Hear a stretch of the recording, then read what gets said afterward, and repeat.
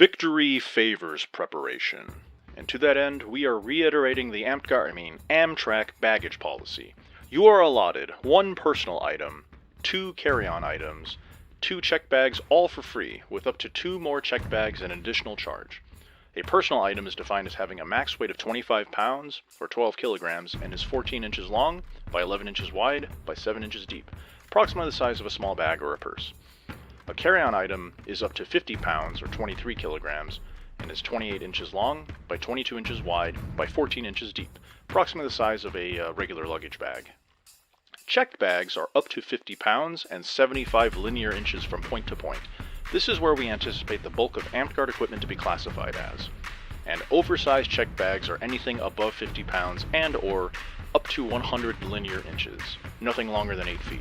Looking at you, pole people. Each additional check bag beyond the first 2 is $20 per, with an oversized bag being an additional $20 per. Recommend traveling light. We have to walk with some of the gear and or hold on to it while transferring trains.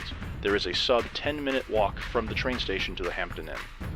For a comprehensive list of prohibited items and limited liability policy, check out Amtrak's luggage policy for additional details. When checking your bags in, recommend to show up as early as you can and that you check it in as sports equipment to prevent any confusion. Please do not try to bring an entire arsenal of weapons or armor on the train. There is not space. You will need to check anything more than a couple shorts and or spell balls. Don't be like this guy. This isn't a regular event where you can Tetris pack your car. Your station leads have full permission to scold you. Don't be a difficult cat. The onus of responsibility for packing is on you. If you bring items not within the baggage policy, you assume all risks in the event it gets denied. And now, for some recommendations.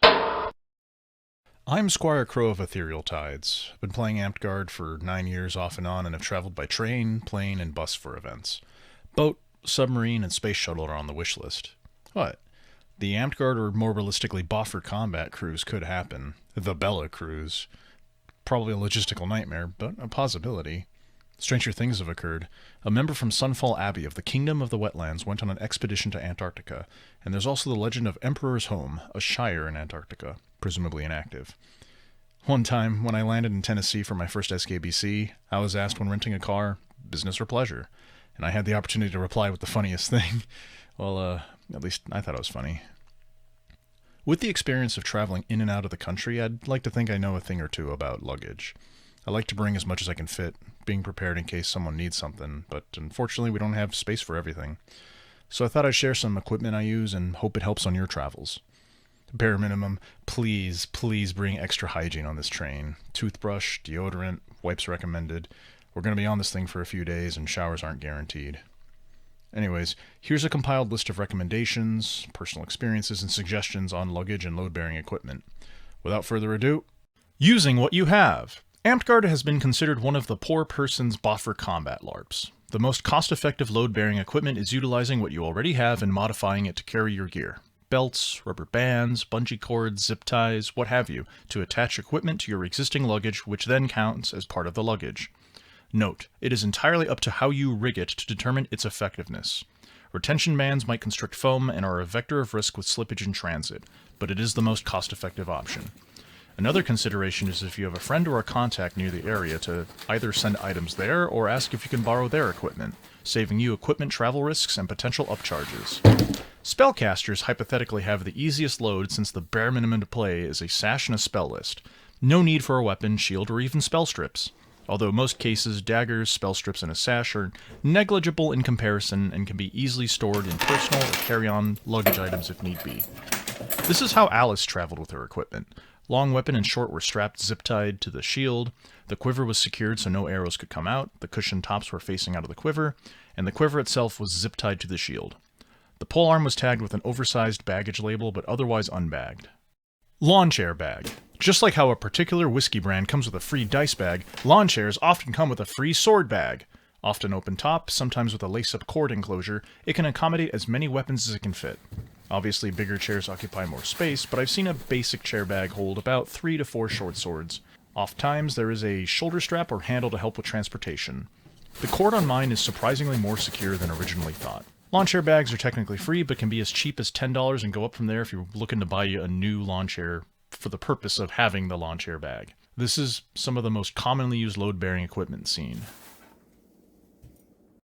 Military duffel bag or sea bag. A workhorse of the American military, the sea bag or military duffel bag is likely your most cost-effective option for space per dollar. Used back in World War II and still used by the military to this day. Build camaraderie with your fellow Polaricans like the GIs of old. For once, military value actually means something positive. Might vary per model, but the average sea bag has a 3-ring closure that can be padlocked, backpack straps, and a button pocket to store miscellaneous items, generally tags or a spell list. It can fit several short swords, but it might poke out a little, nowhere near as bad as anything long or great. You can throw gambeson, garb, clothes, throwies, your armor tote. It has a significant amount of space to work with. Often comes in olive drab green or black, and other color options may exist. You can buy one brand new for approximately $30. They often spawn in military surplus, thrift stores. Recommend if you live near a military installation to check your local surplus or thrift stores for the best deal. Cheapest I have ever gotten one was for $6. They are approximately 3 feet long, just over a foot wide, and well within your checked bag allowance, and if you underpack, it could be a carry-on backpack. Baseball bat bag or sporting equipment bag. Eason Sports and other companies make equipment that is very handy for transporting a pair of non-crush break weapons. The miscellaneous storage is spacious enough for all of your PPE needs and emergencies. Belts, gloves, extra garb, deodorant, snacks, what have you. Sports with comparable equipment such as hockey, lacrosse, and tennis may also have bags and cases that will transport your weapons. The baseball backpacks with the outside helmet slot are not recommended as the areas that hold baseball bats apply excess pressure to your stab tips and pommel. I know from personal experience. A baseball bat like this one can average around $20 new, $12 used. The one I have measures at 34 inches closed. It is as long as whatever weapon you put in, and just under a foot wide at its longest part. It sees active use. Mordecai and Les, as well as myself, use one. Wreath bags. Used by warlords and serious foam fighters across the nation. Probably the most popular option for transporting shields and smaller equipment. Not all wreath bags are created equal. The general rule of you get what you pay for applies. The cheaper multi-packs may have flimsier material that won't sustain more weight than bought for weapons and shields. Some come with carry handles or straps for shouldering. Recommend getting one fitted for your shield. You can get one in 36 inches in diameter, and it'll fit 2 to 3 shorts, but it might look frumpy. Cost effective, it can start on the low end, sub $10, and go up to $60 for the nice rigid ones that will protect your foam shield from a luggage attendant that doesn't understand what fragile means. The wreath bag I bought came in a 4-pack, but broke after I put a shield, 3 shorts, and a metal clipboard. The zipper could not maintain, so recommend spending a little extra for something robust so you don't bust a zipper en route. Polearm options. The 1911 might be the back-to-back World War champ, but the humble spear built and destroyed empires. So let's take a look at a few options to help you transport yours. Ski pole bags or cases are approved by air travel by professional athletes. They're often sized in the metric system, so keep in mind that 185 centimeters is about 6 feet. Cheapest in-person option that I saw at a local Nordic sports store was $70 for a nylon bag that extends up to 8 feet. You can find them for significantly cheaper online anywhere in the $12 to several $100 price range. Fishing pole bags or cases are recommended by a HEMA player. For an 8-foot pole case, the average price can be anywhere between 25 to 50 plus range. Put the pole in Polaris in style with a bag that probably costs more than your pole. Armor options. For armor, industrial plastic totes are common. Anything lighter than plate or chainmail you can get by with a basic Rubbermaid styled tote. Anything metal might need something more robust. I used a regular 3-gallon bucket to store my chainmail, free from work.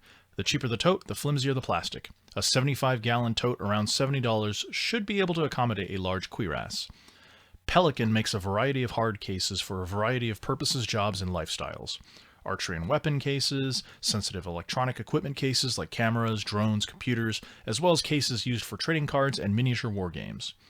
These can be prohibitively expensive, but some models come with wheels and offer some of the best transit protection and make you feel like a secret agent. Certain luggage bags may also work, but it's up to your budget and what model, or a backpack if carrying just a gambeson and light leather. If you don't care about fashion or convenience, a trash can, expanded cooler, or laundry basket that fits the parameters of the Amtrak baggage policy would also work in a pinch. It's not recommended, but it is an option if that's all you can afford. Other miscellaneous equipment. These are items I used to have or have been suggested to me when I posted a public query on traveling with foam boffer and historical reenactment equipment. For a basic kit, a golfer's bag or golf caddy is sufficient for a general purpose no armor kit. A consideration to worry is spillage if it doesn't have a secure top, either by friction between the short swords or some sort of retention or a dedicated lid. Thrifting is your most cost-effective option. I got my old one for like $14 at a Goodwill. Otherwise, it's anything above $40 for a new caddy on the cheap end. Art tubes have also been used by Sir Glenn and other warlords to carry their short swords. It is a secured plastic tube that will protect your foam from incidental damage and fluids in transit. The one presented to me averaged around $100, but price varies. Camera equipment bags would also have the dimensions for it, but the price can vary greatly, especially on the high end since it is purpose-built to handle sensitive equipment. I found a bag that can fit short swords and a shorter longsword for under $60. Sir Torgen Coppermane recommended this one. Musical instrument cases may also be prohibitively expensive brand new, but if you can find one used, might find a cost-effective deal and feel like a mobster. If you work in an industry that has oversized cardboard or plastic tubes, those can protect the foam of your weapons for traveling. For our bow users, simply unstringing your bow and putting it in with luggage is the most cost-effective. Sports, hunting, and outdoor supply stores may have bags and cases for bows at an affordable price. Crossbows might be a little more complicated, but you'll often see pistol crossbows stored in a box or case and is generally small enough to fit into a bag with little issue. This is not by any means a comprehensive list, just a list of findings and recommendations. Feel free to comment below your story of traveling with equipment, or if you found something cheaper, or something else that nobody has brought to our attention.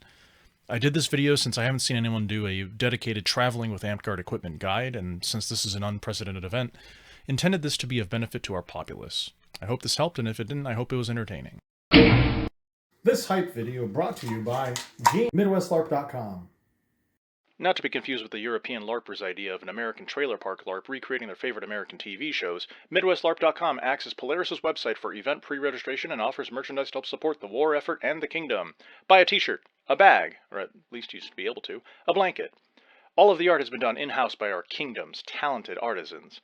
While it is too late to join in on the Northern Lights invasion, it is not too late to show your devotion to the kingdom, the game, and spread the good word. Commemorative Polaris Goes to War t-shirts have been produced, with a special edition Cat Herder in size Bremen, the official unit of measurement for ethereal tides.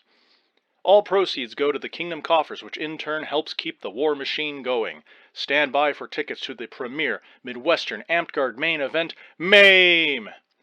For further updates to the plan of attack, including the conversation of optional food on the train, please no fish, check out the Polaris Goes to War Discord server. Thank you for listening to KROW, and until our next broadcast, order your load-bearing equipment and t-shirts in time to travel to war, in style.